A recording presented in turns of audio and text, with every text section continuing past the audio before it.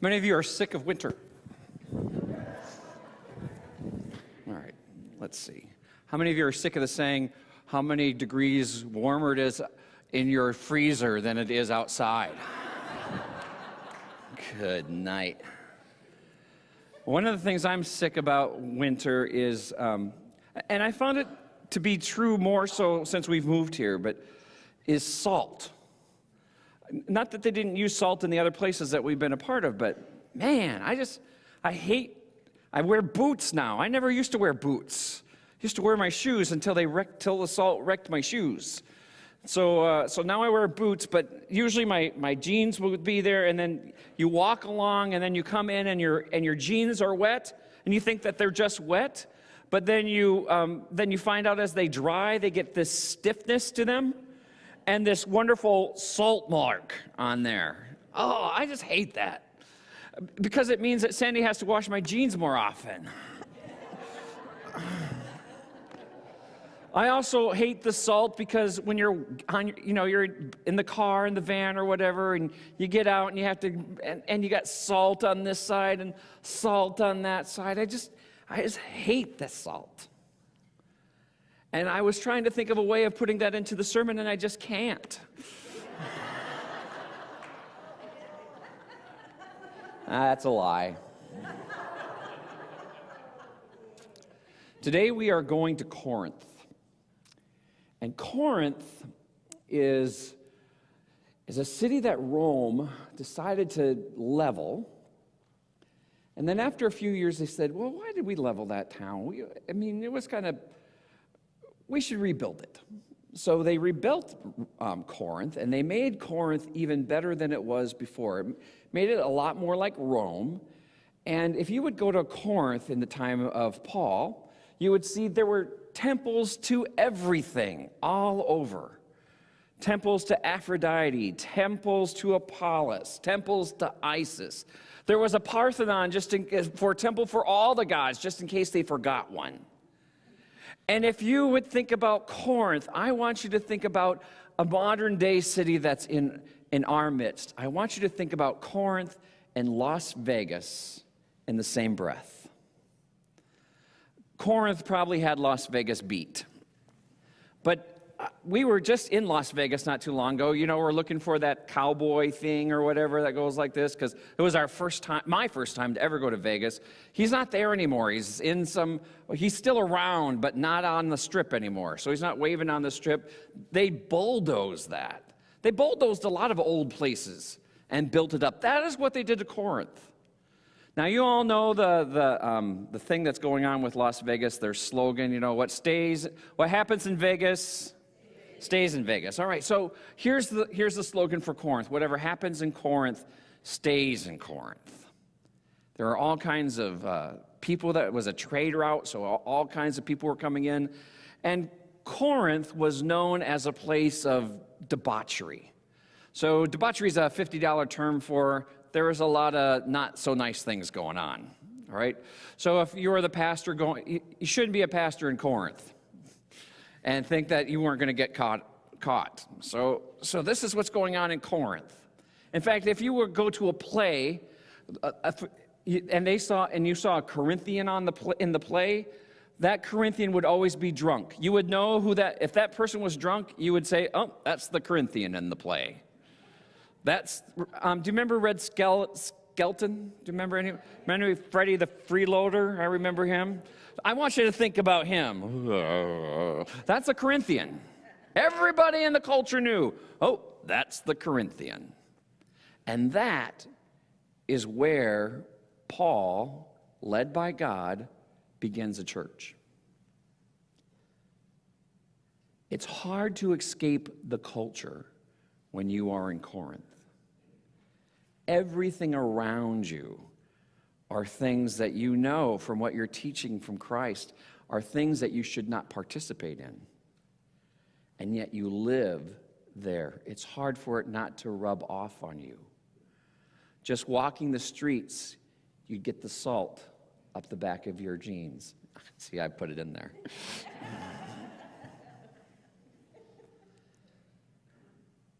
The church in Corinth, They don't have a temple on any of the streets. They're a pretty small group of people, probably about 30 or so folks, and they're meeting in somebody's house. And they are not of the Jewish tradition. So they don't have this background that Paul does, because Paul, remember, he's the one who is trying, before he was converted to Christianity, he's the one who's going, I know the letter of the law, and I'm going to take the letter of the law. And he even thought that Christians were wrong. And so he had them killed until he has this conversion when Christ comes and says, Paul, I am the Messiah. So Paul is trying to help this church in the middle of Corinth, in the middle of all this filth and everything else, saying, do whatever we do. Why are you worshiping just one God? That's just insane. And so this little band of followers of Jesus Christ are trying to make a go of it. And guess what? Even in that band of 30 people, we have differing opinions. And they even fight in the church. It doesn't happen anymore. But they're fighting in the church. And so Paul's trying to redirect them to who Christ is. And so he's telling them a story about Moses. How many of you know Moses? Everybody raise your hand. All right, wonderful. Moses. Now Moses, when he comes down off the mountain of Sinai and has the 10 Commandments, there is this radiance that just beams from his face. And so the people around it, they can't even look him in the face anymore because they can't stand to see how bright his face is. He is radiating the glory of God. And so he's wondering why all these people are turning away from him. And so finally his brother Aaron goes up, hey, Moses, your faith is so bright, we can't do anything. Put something over it. Kind of in that term, that's a really living version. And so Moses puts a veil over his face. And the scriptures tell us that Moses, even when the glory starts to fade, he keeps the veil on so that everybody else thinks that the glory is still there. Sometimes I'm guilty of doing that. Have you ever met somebody that the glory of God just shines on them? You can just see it. You just know it's that person. One of the congregations I served, there was a guy, his name was Marshall, and he always sat right over there. And when he stood, I just knew Marsh was just exuding this glory of God. How someone can wear a smile like that all the time was beyond me. Sometimes you just want to slap him. It wouldn't make any difference for Marsh. You see, he exuded that glory of God. You know people like that. It's not me. Sometimes I'm good at it, but most of the time, stupid old winter, salt on my pants. And so Paul is trying to direct these folks to understand what's going on. He's saying, okay, well, Moses, when he saw God, he had to put a veil over his face so that when others would look on him, that they wouldn't get so bright that they couldn't see. And he said this, with you as a Christian, that old testament, that old covenant, that's done. You as a Christian, you exude that glory of God.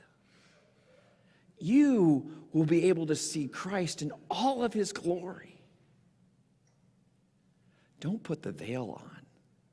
Take it off. Because it's through you that others will see who Christ is. I want you to go back to the story of Jesus when he's on the cross.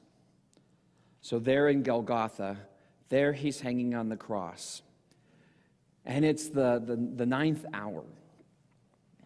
And it's in the Gospel of Matthew, where we get to read this little tiny piece. And it goes back to this time of Moses. Now, a veil not only means something that you could put over your face like this, but a veil also means in Hebrew a curtain. Now, the curtain would be the place where the Holy of Holies is separated from the whole tabernacle. The Holy of Holies was this place where actually the Ten Commandments, the physical, actual tablets, were put into the Ark of the Covenant. Raiders of the Lost Ark fans, anybody? Some? All right, the Ark of the Covenant. So that's where the Ten Commandments are housed. Then that goes into the Holy of Holies, and there only the high priest could enter, and only once a year. And when the high priest came, the high priest had to back into the Holy of Holies. And on that day, he would offer atonement for all the people, meaning that he would ask for forgiveness for all the people in the presence of God. Now, when Jesus dies on that cross, instead of the tabernacle out there with Moses, now I want you to go to the temple. Because what they did is they transported the Ark of the Covenant into a special holy of holy places into the temple. Same thing, only the high priest could go in, and only once a year. But when Jesus dies on the cross, in Matthew it says that the curtain was what? Torn in two. And it falls. Now that's all it says in the Gospel of Matthew. Now if you were a Jew, you might understand. But these Corinthians, they didn't. It meant that now God was accessible to us. No longer did we need the high priest to back into it. No. The glory of God is available to us when Jesus dies on that cross. When we come forward this morning for communion, I want you to remember that we are actually not only communing with one another, we are communing with God himself, who desires nothing more than to be close to us, and who desires for his glory and his radiance to exude from us to all the world. Now, we may not be perfect at doing that, but thank God for the grace that only God can give, because he says, all right, wipe the salt off and exude my glory once again. Let us prepare our hearts as we come forward for communion.